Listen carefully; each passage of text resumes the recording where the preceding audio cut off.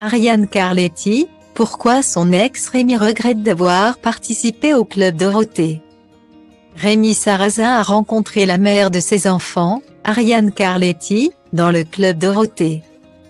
Pourtant, s'il devait recommencer, il ne participerait plus à ses aventures. Il estime que celle-ci lui a gâché la vie.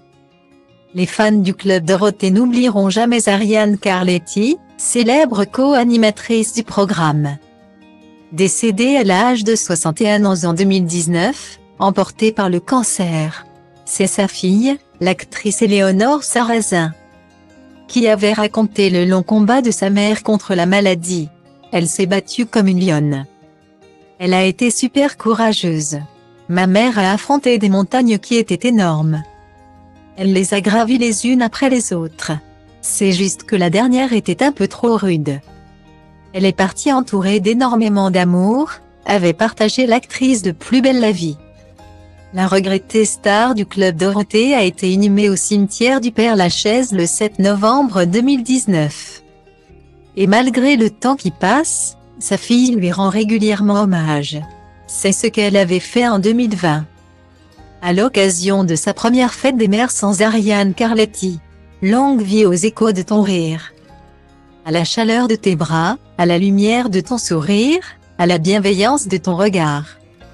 Et à tous ceux qui en ont profité et qui sont encore là pour remercier, écrivait l'interprète de Sabrina. Ariane Carletti a été la compagne de Rémi Sarrazin pendant plusieurs années jusqu'à leur séparation en 2002. Bassiste et producteur, Rémi Sarrazin a également été membre des Musclés de 1987 à 1997. Le groupe du Club Dorothée. Et faire partie de cette folle aventure lui a joué des tours.